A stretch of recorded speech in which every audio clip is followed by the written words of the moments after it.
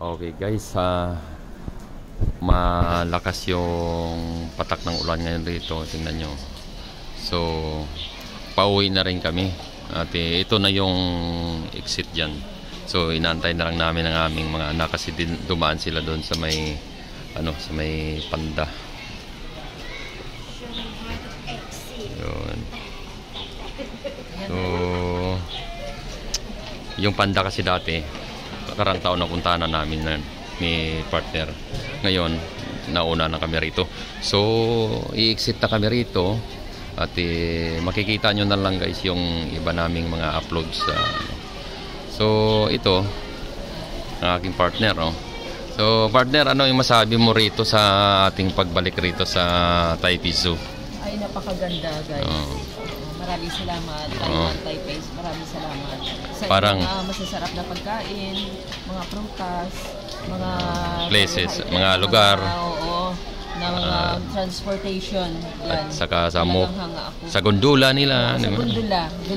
So, riding, gondola rides natin. Maganda. Enjoy talaga ako. Tsaka sa Rauhe Night Market. Night Market. Yan ang napunta namin. So, bukas may pupuntahan kami sa Old City, ano ba yan? Sa Jiaofen. Jiaofen. Jiaofen. Parang Old City. Yan ang Old City nila. Doon naman guys, doon tayo mag-ano kami, doon iinom kami ng cha. Tea. Ng tea doon. Actually, napuntahan na rin namin yan kasi pero hindi lahat na lugar doon. Nag-tea tayo doon last year. Ngayon, para makita naman ang anak namin kasi hindi kami sabay-sabay nung nakaraang taon pumunta rito Kaya inulit lang namin yung iba. Ngayon, kami guys, 7 kami rito pumunta. Isa lang yung anak namin na hindi nakasama kasi siya may pasok nun. At saka hindi siya nakakuha ng passport pa nun. Ang passport niya kasi kailangan niyang palitan. So, yun guys, naglalabasan na yung mga tao kasi hanggang alas 5 lang naman yung rito. Hanggang 5 o'clock lang 5 o'clock lang. Yan, naglalabasan na marami na. So, maganda talaga yung pumunta ka rito maaga pa. No? Para ma-enjoy mo yung pag-ikot rito. Kasi kung half day ka lang, medyo hindi mo naman masabing lugi ka. Pero, konti lang yung mano mo. Kung isa-isahin mo yung mga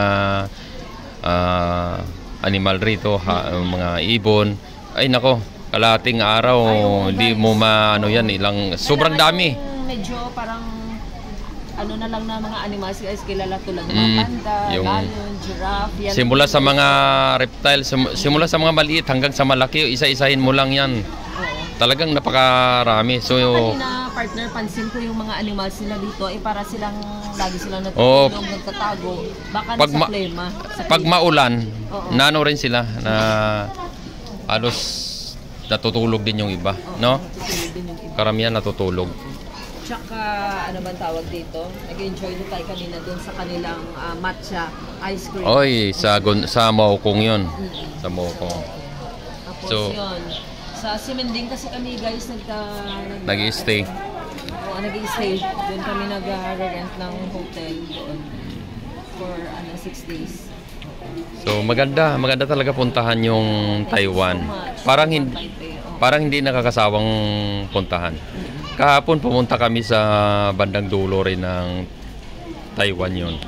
Taipei. Halos nakaharap na rin ng Tamsoy naman yung Tamsoy. Parang kumbaga sa halos matanaw mo na yung China naman. Malamig din dun guys dahil dagat na So, yon. Marami pa tayong puntahan bukas. At mamaya pag galing dito, siguro medyo konting relax muna sa aming tinitirahan doon, tinutuluyan doon. Tapos mamayang gabi kapag medyo maganda yung panahon, lalabas kami doon sa Simending sa may night market nila. Ikot na naman kami doon. Days na kami guys ang nalalabi namin pamamasyal. Tapos balik na kami sa Pilipinas. Balik sa aming inang bayan. At siyempre, magandang lugar nila. Pero siyempre, doon din tayo sa ating lugar na So, kumbaga sa Tamang pasya lang talaga tayo. Hindi naman Enjoy. tayo pwede kasi hindi tayo nagtatrabaho dito. Mm, Tourist lang. tourist lang. May limit lang yung pag-i-stay mo rito. So, yan guys, oh. Yung klima, yung ano ngayon rito, maano talaga, maulan. Umuulan. Umuulan, oh.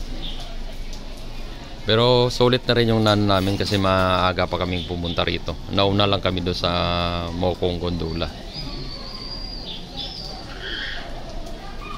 Okay. Thank you so much everyone. Salamat guys sa inyong Don't forget to like, subscribe to our channel, JJB2. Hanggang sa muli, mamaya. Okay, bukas meron naman tayong puntuan. Okay? Bye for now.